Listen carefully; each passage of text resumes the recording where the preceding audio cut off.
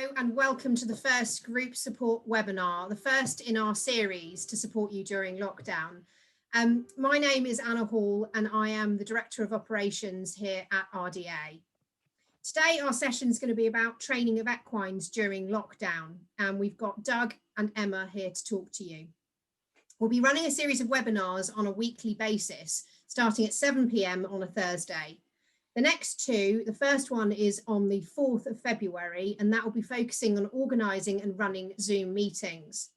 The next one is following that on the 11th of February is Tea with a Pony, which will be looking at work that we're doing with dementia patients and care homes, and got Claire Jenkins from Cotswold RDA to talk about her experiences. If you've got any ideas about what topics you would like to be covered in this webinar series, please email groupsupport@rda.org.uk. So this session will be run as a webinar. It's a little bit different from a lot of the Zoom sessions you've probably joined recently. So all attendees will be muted and cameras will be off, and that will enable the best quality for the discussion that you're about to hear. A number of questions have already been posed to Doug and Emma and by email, but if you want to ask questions during the session, please use the Q&A function. So if you're using a PC, in the bottom middle of your screen, you should see a little blob that says Q&A. Click on it and you should be able to ask your questions. If you're using an iPad or a phone, in the top right-hand corner of your screen, you should see 3 dots. If you click on it, it should bring up a little Q&A, and again, you can just type in there.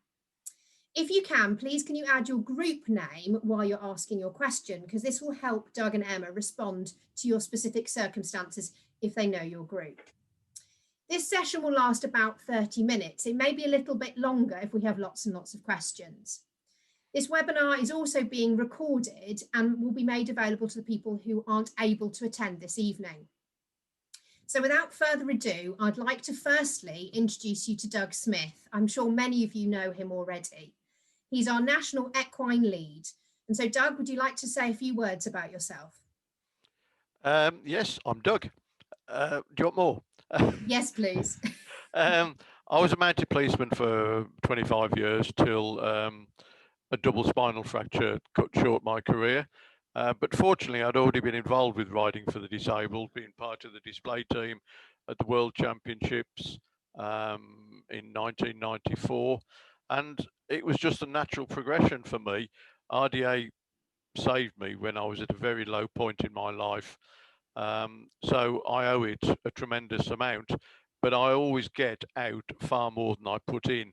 And the one thing that struck me was the absolute parallels that can be drawn between what we required of a police horse and what we require for our RDA ponies, except perhaps we don't need our RDA ponies to jump through hoops of fire and over fences and use swords and lances, but the principle is the same.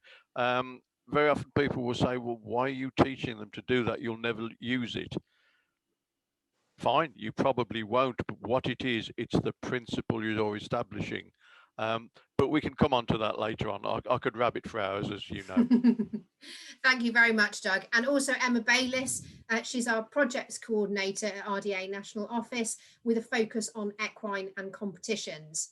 So I'll be on hand to pose any questions that you pop up in the Q&A to Doug and Emma. So I'd like to hand over to them now to discuss training of equines during lockdown. Thank you very much, Anna. I'll move on to our first question. Due to RDA groups being closed and many volunteers isolating, what kind of exercises can we do with our horses to keep them mentally stimulated? That is a huge question, and it very much depends on your group facilities, the types of horses you've got, the volunteers, capabilities, knowledge, etc., etc. But to look across the spectrum, I think what this is about is to get folks at the groups to think about what they can do. Look upon this. Okay, it's a terrible situation we are in, but let's turn it into a positive. We now have an opportunity to work with our horses to help them prepare for coming back into work as an RDA equine. And very often horses, we mustn't anthropomorphize them, but they just go round and round and don't do a lot. And that can be almost like a punishment. And I think now is the opportunity for us to say to the horses, while we're getting them fit, let's have some fun. So, Emma, you know that we've had a couple of horses on trial at the National Training Centre, and we've played music to them, bagpipe music, in fact, sometimes. Let's hope most of them won't come across them. But what it did, it enabled us to relax ourselves and the horses and to get them used to sound. A lot of RDA events you go to, they say don't clap. So if you go online, you can get audio recordings of clapping. So again, at the training centre, through the speaker system, we played clapping. A couple had a little bit of a twitch to start off with, but by the time we'd finished, the clapping was coming through the speakers at full belt. Now, I know not everybody's going to have a fancy schmancy sound system, but you can improvise. Most people have access to Bluetooth speakers, so, and it doesn't have to be loud. Background music, you can get all sorts of different type of sound effects, and it engages the brain of the horse. And also, while you're working them, think of different things to do. I'm a huge fan of long lining. As well as being a mounted policeman, we used to breed Shire and Irish Draft thoroughbred crosses, and then 3/4 breds in the mid 80s, well through the 80s, and that we were doing quite well with these horses. We were, especially the Irish Draft thoroughbred 3/4 breds, we were going about 300 grand each, and then somebody came up with the term Irish sports horse, and all of a sudden our 3 grand horses were 10 grand horses. But the principle that we used to use was make it fun, do something different, not a continual grind. Long lining is fabulous. Carriage drivers use it. It's not something that's generally practiced within RDA, but if you have access to volunteers who have external qualifications that allows them to do this, use their expertise. If you consider yourself to be an experienced enough RDA volunteer to do it, get in touch with your regional coach or your regional equine advisor, and you can be signed off to do it, providing it is safe to do it. But you can work horses from the ground on the long lines. I like to lunge using 2 lines because it makes very smooth transitions, and you keep them in a straight line. Especially if you're lunging on a circle, you can ensure by use of your outside rein that the horse stops square. But put toys in your riding school, all sorts of silly things. Again, stuff you might not come across, but you're stimulating the brain. And if you're doing work at the walk in particular, because the same as us, walk is pretty well the best exercise you could get, but it's got to be a proper walk. So you're going 1, 2, 3. What I hate to see is what I call my head's here, my bum's coming, because there's no engagement. And if you think of yourself as the person on the back of that horse, it's not the most pleasant of experiences, nor is it physically the best experience from a physiotherapy perspective. Lunging over poles, I like to put poles in a fan, and then you can alter the horse's stride length by bringing them in. They have to stride a bit shorter. Pushing them out, they have to reach out. I'm half Italian, I talk with my hands. But you know, the only constraints are in here and in here. If you're keen to do it and you can think about it, obviously you've got to go through all the risk assessments and all that, and you've got to make it pertinent for your horse. What would be suitable for a 13-2 possibly wouldn't be suitable for a 16-2. But think, that's what I say, think and go and have a go and see what you can do within the constraints of your ability and safety. That's brilliant. Thank you, Doug. It sounds fun just hearing about it. So on to our next question. As we come towards the end of lockdown and we are preparing our horses for returning to work, what are the things that we need to focus on first? Well, I don't think there's any particular order. I just think we have to work on everything. We've got to work on starting from the ground up. You've got to look at shoeing. You've got to look at overall fitness. You've got to look at if the horse has changed shape, looking at the fit of the saddlery, looking at the fit of the bridle, and then looking at the mental state of the horse. Because to go from, we used to try and retire some horses, and they didn't like it. To go from 3 hours a day, 6 days a week, doing different things every day. I mean, my horse used to get out of the stable in the morning, think, "What are we doing now, Dad?" They just switch off. And I think what we need to do is to engage with them again, to get them back into that frame of mind. Lots of active, positive work. Don't let them drag you around the school. You know, make them work. And I don't mean that in a horrible, nasty, overbearing way. It's like, we don't particularly want to do exercise. It's much easier to stay in bed, read a good book with a cup of coffee. But you get out and you work and you feel fitter and better. And the more you do, the more you want to do. Is that Joe Wicks for horses then, Doug? Yeah. Brilliant. Okay, our next question. Emma, can I just come in at this point? So I've actually got a comment from Alison. It's not so much a question as a comment to Doug. Our horses did have to tackle swords. So for a practice for an RDA dance session that we rehearsed in front of Princess Anne, her dear mount, it looks like, freaked out at plastic swords. So it sounds like RDA horses have to cope with all sorts of things. So I think us getting them used to lots of different things is really going to help. Thank you very much for that, Alison. Yeah, it's true. As I said, it's the principle you're establishing. Fundamentally, your horse should think, "What's that? Oh, Mom says it's okay. It's okay." Absolutely. Or Dad. Or Dad, of course. So our next question was, how long do we need to allow to get our horses fit and ready to start RDA sessions?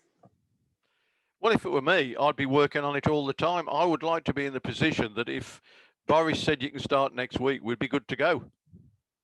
So I think that should be ongoing all the way through. I don't think we should let them down to the stage that we've got a lot of work to bring them back. Unless, of course, you're in a position where you've had to turn them out to grass, which is a completely different kettle of fish. If that was me, and they're coming back from grass, when my horse used to go out to grass at work, it was a good 3 to 4 weeks before I'd got him back to full working fitness. So always be ready to be ready. Is that what you're saying? I would say so. Yeah, keep them ticking over. Going back to the first question, this is all part of keeping them engaged, keeping them interested, and as we know, our workforce, I think, is it something like 65% of our horses owned by RDA are over 16, and something like 30% are well over 20. So, as an old and creaky person myself, you need to keep those joints moving. Fantastic, thank you. So our next question is, when sessions restart again, how do we get our horses used to PPE? Well, I'm aware of a very good little video of just how to do that, with a scary fireman in it. It's quite simple. What you do is introduce things gradually. The last thing you do is walk straight up to a horse head on with a problem, because all you're asking him to do is go backwards. So you work round them, or you work the horse round the problem, and you start off in a big circle, perhaps just wearing a face mask, and you get somebody leading the horse round you. And this is where you've got to be switched onto your horse, and the circle just gets smaller and smaller and smaller, and eventually the horse will come in. And then this is why I don't like gratuitous tidbits, because you're throwing away a training aid. When they come right in and nice and close, the person with the mask gives them something. Obviously you do this on both reins, and then you just increase the amount of PPE it's wearing, the person's wearing. And once you've got them fairly relaxed with it, especially these Hazchem suits, make them crackle a bit. And if you can get a visor on, turn it so you get a bit of reflection off the visor, because it is very often reflection that catches them for a second and they're gone. So just do it gradually. Just again, going back to the think about what you're doing. Introduce it gradually, slowly, build up. I know it might appear that you're taking too much time, but there used to be 2 words above all Roman stables: festina lente, hurry slowly. I've never seen a horse spoilt by taking too much time, but I've seen loads of horses being spoilt by rushing. So just take your time, and if they demonstrate that they're not happy, just make your circle a bit bigger. And while I'm talking about leading, people ask me why I advocate hand on top of the lead rope rather than like that. It's quite simple. While you're like that, all you can do is pull. When you've got your hand on top, you've got a lot more finesse. And I'm a huge fan of, well, I like all these equestrian experts. They're brilliant. Although I must take my hat off to Pat Pirelli. Anybody who can take a 5-pound black dressage whip, paint it orange, call it a carrot stick, and sell it for 65 quid, genius. But if you're holding the lead rope attached to the head collar like that, you're actually pulling at an angle under the horse's head. So you encourage them to go away from you. Whereas if you've got your hand on top, you can have your hand directly under the horse's neck. So it's a straight input, and it's far nicer on the horse to have it, if you're on a head collar, across the middle of his nose rather than one side of his face, or if you're on a bit, it's much nicer to have equal pressure on the bit than one side pulling the bit into his mouth. But again, you've got to learn to read your horse. You've got to learn to listen to your horse. Your horse will be trying his damnedest to tell you. You've just got to learn to listen and observe. Would you use the same process with a ridden horse, Doug, just starting slowly and moving your way in? Absolutely. Anything you do in hand, you do the same on when you're on the back. And whatever you do one way, you do the other, because we're terribly guilty, I think, of making horses one-sided. I'm a great believer in teaching both riders and horses to do an offside mount. Because if you think about it, you think about exercising, you think about calisthenics. If you're continually doing that from one side, what's going to happen to the musculature? Absolutely. Thank you, Doug. So moving on to our next question. If I have questions regarding the management of our group's horses, who can I ask? Well, you're pretty spoilt for choice out there in the regions, I think. But then I would do, wouldn't I? I'm biased. You've got your regional equine advisors who are there for the day-to-day stuff. And I think we've got pretty well every region's got one. I think there could be one, maybe 2 regions who are between equine advisors at the moment. And I think every region's got at least one regional vet. The details are available. If you're in doubt, sorry, Emma, if you're in doubt, drop Emma an email. She'll point you in the right direction. But ask. And if you're stuck, I'm always at the end of the phone. I think most people will say I'm fairly approachable. Absolutely. And just to add to that, if you are looking for details of any of our regional equine advisors or the regional vets, if you go into the My RDA page and look down the left-hand side, you'll find the equine section. And then on the right-hand side there, right at the very bottom, we've got a document called Equine Contacts, and you can find all the details on there. So our final question, should we vaccinate our horses during lockdown? Short answer is yes. This has come up from a couple of folks. So I spoke to Nick Hart, honorary vet, who works at the Royal Veterinary College, and apparently he's snowed under with work, poor chap. Yes, a lot of the things that we vaccinate the horses about, I won't go into too much detail, but they're airborne and can travel quite considerable distances. And from an RDA perspective, if it's an RDA pony, you can join up to the vaccination scheme anyway. So, you know, it's not going to cost you. And just to add as well, on the My RDA website, on the equine section, you can find all the details about our free RDA vaccine scheme. If any of your horses are used for RDA sessions, then they are entitled to their free vaccine, and that's whether it's 6 monthly or annually. So please have a look at that if you'd like some more information, or you can always email me, ebayliss@rda.org.uk. Have we got any questions at all, Anna? No, we haven't. So please type into the Q&A if you've got any further questions for Doug, because it sounded like that was the last pre-planned question that we got. And we've got a little bit of time left. We've got another 10 minutes. So please type your questions in.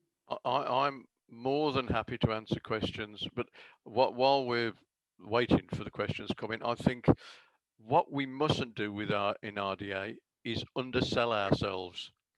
I get really peeved when I hear people say, I'm just an RDA volunteer. That word just needs to go. You are an RDA volunteer and you should be damn proud of yourselves because you do a great job. And the horses, well, they're almost volunteers, aren't they? But I think we need to up the ante about what the external equestrian world thinks about the type of animal that we need. So often, and I'm sure Emma will bear me out in this, we get offered coffin dodgers. People, I've had so many people, and the one woman a couple of years ago gave me a catalogue of problems this horse had got. And she said, I thought it would be suitable for therapy. And I said, yeah, I think therapy would do it the world of good. But, you know, but it's not until we believe ourselves that A, we're good at this, B, we need the best we can get for our jockeys or drivers or vaulters or whatever. How on earth are we going to persuade the people outside this organisation to believe us as well? So I've got a couple of questions come in now. So the first one is from Lisa Morgan Lang. Do you have any suggestions for strengthening horses' backs, keeping them straight? Yes, I'll tell you what is a very, very good exercise is, and I'm sure you've seen it, it involves leading or long lining preferably, is to get poles on blocks. And you start off with them on the ground, then you get the blocks and you lift alternate sides, driving them through the middle so they've got to pick the feet up. And then what you do, you put the pole across the block, starting at the lowest level, and then you build up until you get to pretty well the top of the block, and you're really getting them to pick the feet up at the walk. And as I said, I had a horse at work that had a really bad back problem, and a vet told me about this, and it really does work. Just build them up so they're really picking the feet up. But as I said at the beginning, at a good, proper marching walk. Okay, I've got another question here from Alison again. So any evidence anywhere of horse coronavirus at all? And she's also said volunteers are brilliant. We all know that. Short answer to that, no. And yes, they are brilliant. We are brilliant. Just checking the no was around the coronavirus, I'm presuming. Absolutely, yeah. There's no evidence at all yet. But it's not, we're, again, talking to Nick, it's not that they're saying, oh, there isn't or there isn't going to be. It is under constant review all the time. They are looking. Okay, I've got another question from Bridget Mackwood saying, I heard of a webinar that Centaur Biomechanics have just put up about the effect of a symmetric rider on the immature horse. How does Doug think that we can assist younger horses become stronger and cope with the asymmetric rider? Should we be using horses over 7, for example? Well, again, it's quite simple. We need to get the horses symmetrical for a start, and I would posit that most horses are not themselves symmetrical because we continue to do everything from the near side. So the first thing I would do is make sure you do everything from both sides properly, and make sure they lead properly from the offside. You can mount from the offside, and you can long line them if you're duly qualified to long line them, make them walk on. And the other thing, again, if people are used to it, to make a horse step under, the only gadget I will use when I'm lunging is a shambon, because that makes the horse really step under himself. But that's only if you feel confident, or you can get somebody to do it for you. But it is making the horse symmetrical first, and then they've got half a chance of dealing with the asymmetrical rider. I know there are people, there have been papers on this, looking at whether it is right from an equine welfare perspective to put unbalanced, uncoordinated people on horses.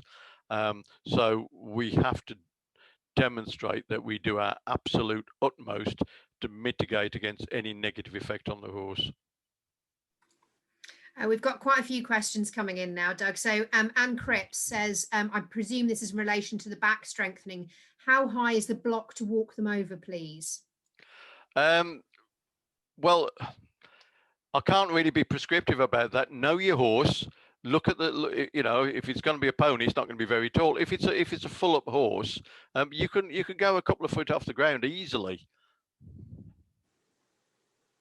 Okay, and then we've got one from Jill Petty. Do you think mechanical horses have a larger part to play in RDA as we come through lockdown, both for the rider, but also for our horses taking back riders who historically are unbalanced and may not have ridden for over 9 months now?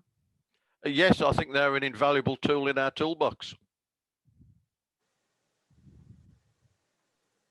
Short and sweet, Doug. I've got one question which I think is going to be a crystal ball for you. I'm not sure you can answer it or anybody on this call. From Sheila Sainer. Realistically, when do you think we'll be able to get back to holding our sessions again? Oh. Do you want me to try and answer that? Well, realistically, I don't think we've got a Scooby-Doo.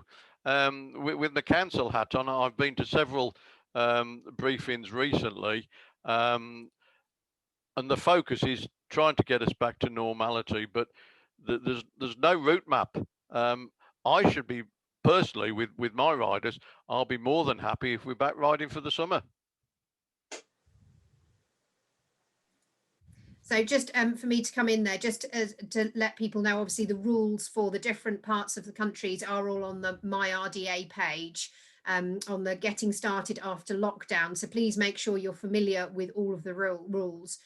There is an ability in England for outdoor disabled sport to continue, but we well know that with the strains that are very prevalent at the moment, our advice is absolutely that we should be thinking very carefully about bringing any riders or volunteers back where there may be a number of people in a session. There are also specific dispensations for people who are receiving medical treatment, or if RDA sessions as part of their normal education provision. This is in England only.